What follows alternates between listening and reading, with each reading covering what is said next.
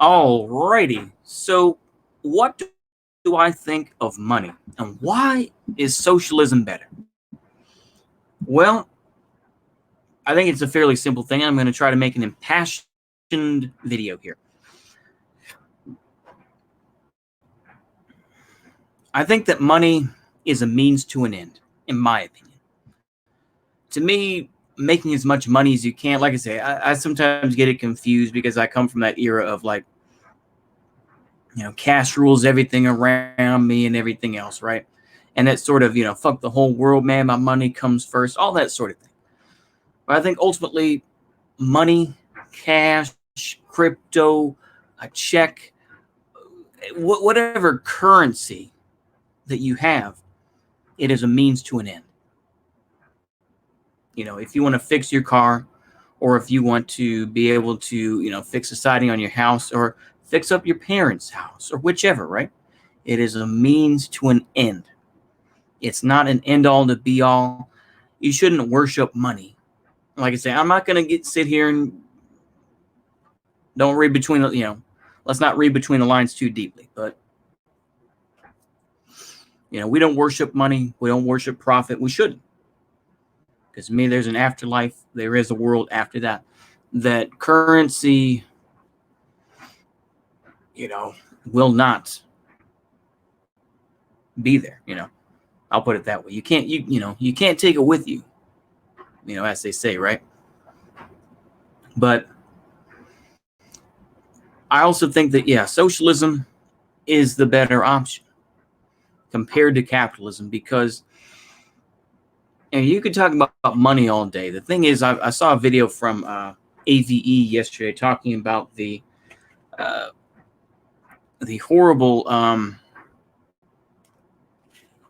cable car crash in Italy, where basically the technician chose not to use the brake when the cable snapped, and because of that, fell to the ground. 16 people dead. There's a child who was an orphan now. Parents died. Great grandparents died amongst them, and his sibling, I believe. I think just one sibling, but still, very sad story. This is an example of why capitalism didn't work out, because now this is, people may say, oh, this is just an anecdote. This is anecdotal, Andy. I'm going to say it regardless. The fact is, though, is that they could have fixed the brakes on this. All they had to do was change out the brakes on this. Just switch it out for another one because the motor went out. It's all that could have been done. But they chose not to. They didn't teach their people that. You can say, well, that happens under socialism too. The thing is, though, it happens for different reasons. To me, socialism, it happens because of, just kind of, we're used to doing things this way, so let's not worry about it. It doesn't happen under capitalism, or it happens under capitalism because it eats into profits. They don't want to spend the extra $200, $300 to get a new one, because that's money out of the boss's pocket. That's the whole idea of it. Things happen in the world, and sometimes you have to change parts out legitimately. Sometimes people do, like I say, let's talk about this from an HVAC standpoint, just kind of show you. Since I was in HVAC, and there was a term called a parts changer. And I think I've explained this term before, but I'll explain it here. Sometimes parts go bad, but sometimes there are things that are on the edge, and what a technician will do is say, well, your capacitor is on the line. Would you like to spend an extra $40 on that? Or I mean, who knows? They could really squeeze them and be like, 50 or 60. Who the hell knows, right? But if y'all have worked in HVAC, or you know what a capacitor is. It's basically just kind of like, it's just a little battery, that you plug in as extra boost of power, right? So if you have an old PSC motor, PSC meaning permanent split capacitor, as opposed to a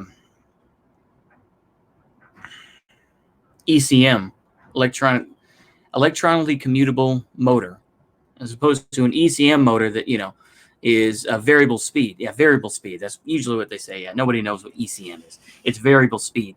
But a variable speed motor, you're looking at extra money. So people will change out parts and just think, well, yeah, that'll do it, right? And that's more money in the pockets of that technician. That doesn't help the people. That doesn't help the average person. It also makes you lazy as a technician, right? If you're just changing out parts. The same thing if you're a, auto mechanic, right? That's also a technician, but it's just like, well, I don't know what's wrong with it, so I'm just going to change out everything. That doesn't necessarily fix the problem. That doesn't, you don't learn what the actual problem is. But that's the mindset that happens, right? Where it's just like, just switch it out for a new one.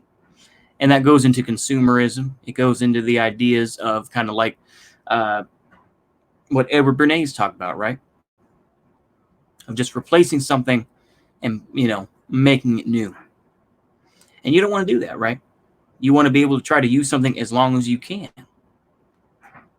Because maybe they have a fondness for it. My dad still has a phone from maybe 2003 or something like that. He feels a connection to it.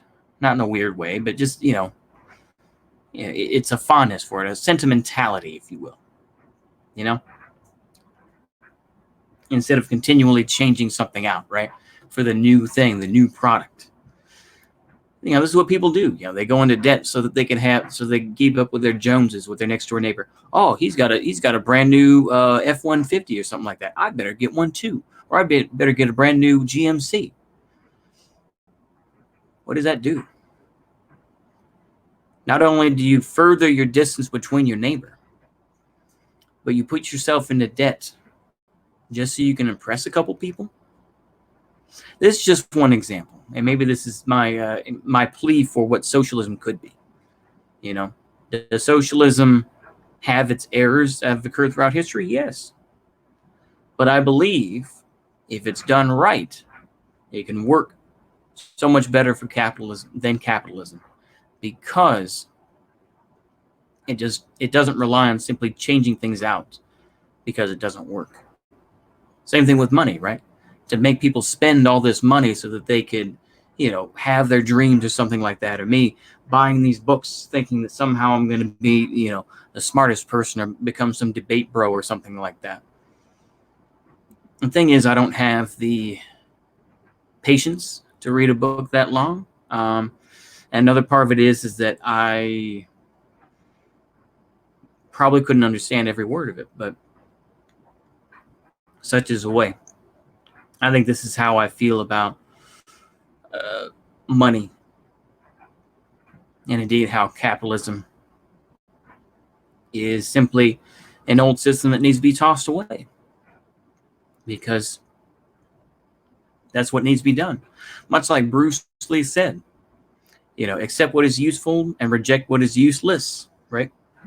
Or adapt what is useful. I'm not sure exactly, but you know what? I'm going to keep it there. I hope you all enjoyed this. See you later, and a goodbye.